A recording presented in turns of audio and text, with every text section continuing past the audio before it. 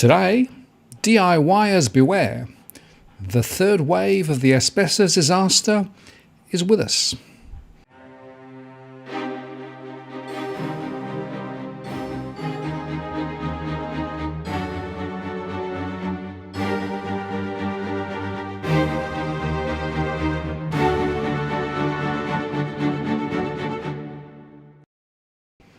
Hello again, it's Martin North from Digital Finance Analytics, writing the latest post covering finance and property news with a distinctively Australian flavour.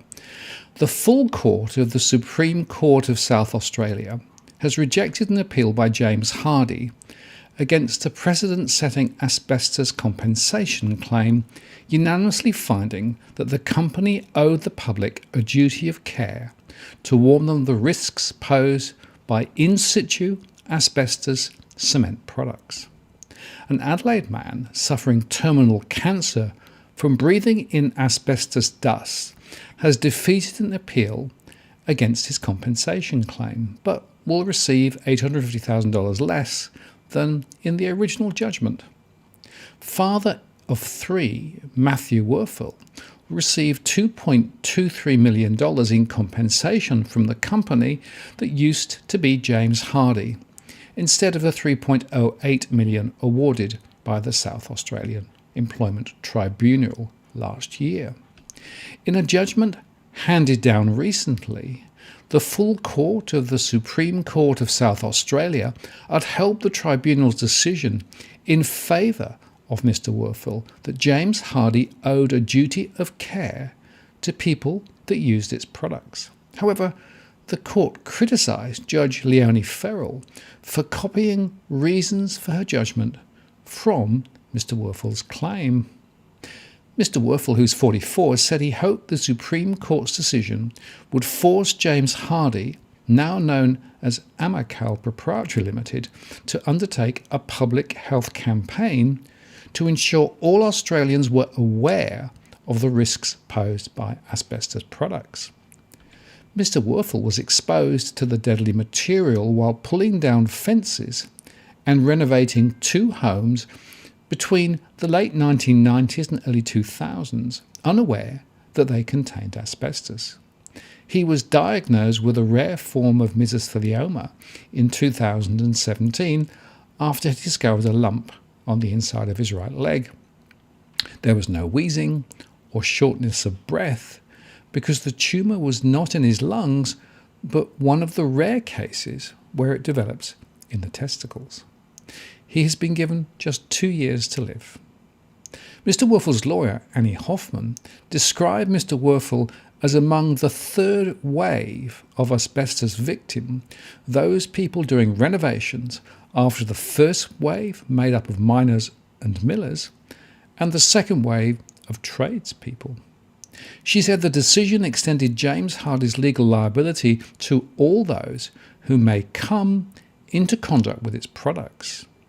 And the full court confirmed that James Hardie had a duty of care to the public to warn them of the ongoing risks posed by their asbestos products and remain legally liable for the lives those products continue to destroy, she said. The decision sets a precedent for any person who contracts mesothelioma due to drilling, sanding, cutting, or handling James Hardie asbestos cement in their homes. Along with complaining about the judge's reasons and the compensation figure, James Hardie denied that it had a relevant duty of care to Mr. Werfel, or that it breached that duty of care, or that any breach caused the plaintiff's injury. Chief Justice Chris Kourakis, Justice Kevin Nicholson, and Justice Mark Livesey said by 1980 James Hardie knew that there was some risk from asbestos, and by 1990 had a duty of care to people working with its products. They said the fact that Mr. Werfel was a workplace safety representative strongly supports the inference that he would have taken recommended precautions if there had been warnings about the James Hardie fencing material he was working on. However, they criticised Judge Farrell for copying 71 of 91 pages of Mr. Werfel's written submissions verbatim in giving the reasons for her judgment. They reduced various aspects of Mr. Werfel's compensation, saying some of the calculations were affected by error and manifestly excessive. The appeal against liability is dismissed, they said. The appeal against damages is allowed in part, the judgment stated. And in a statement, a spokeswoman for James Hardy said the company was not involved in the management of claims against Arkema or any of the other former group companies. We are therefore unable to comment on this case or provide answers to your questions, the spokeswoman said. Today's case and all claims are managed by the Asbestos Injuries Compensation Fund.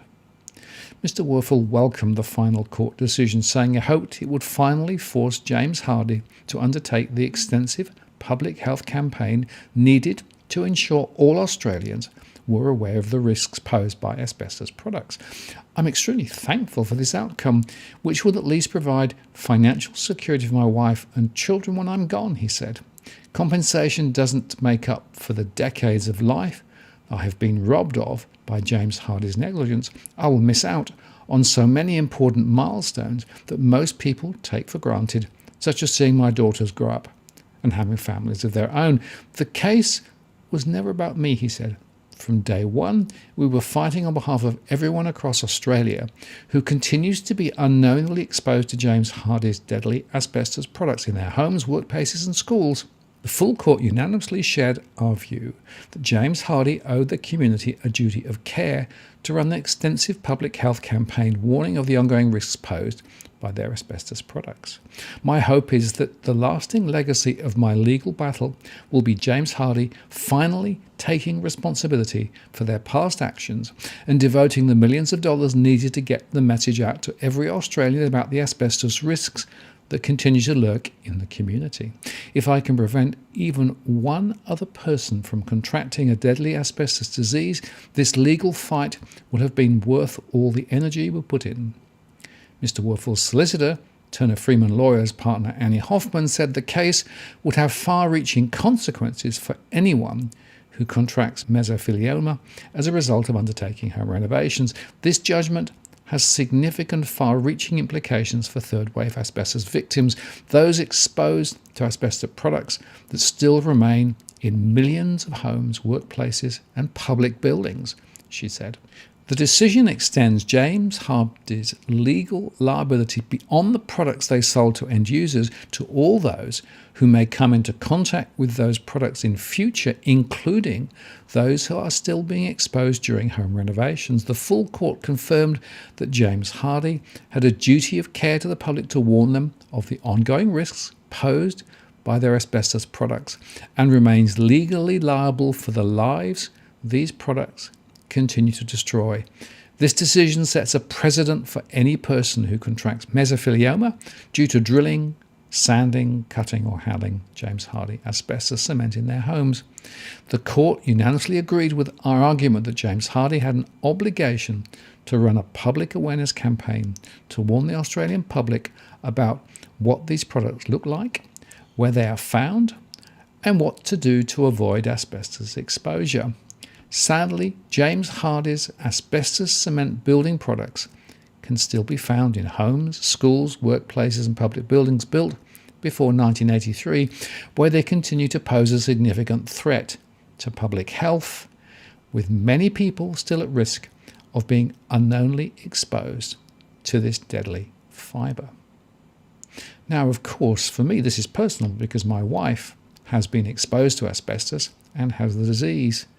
And it's worth noting that even a minor exposure of just a few fibres sometime in the past is more than sufficient to create cancer and ultimately death.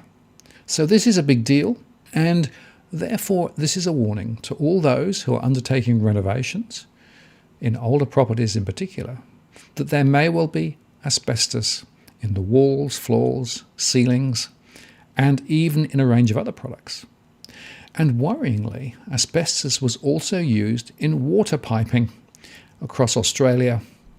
And as a result of that, there is asbestos in places you wouldn't even dream of looking.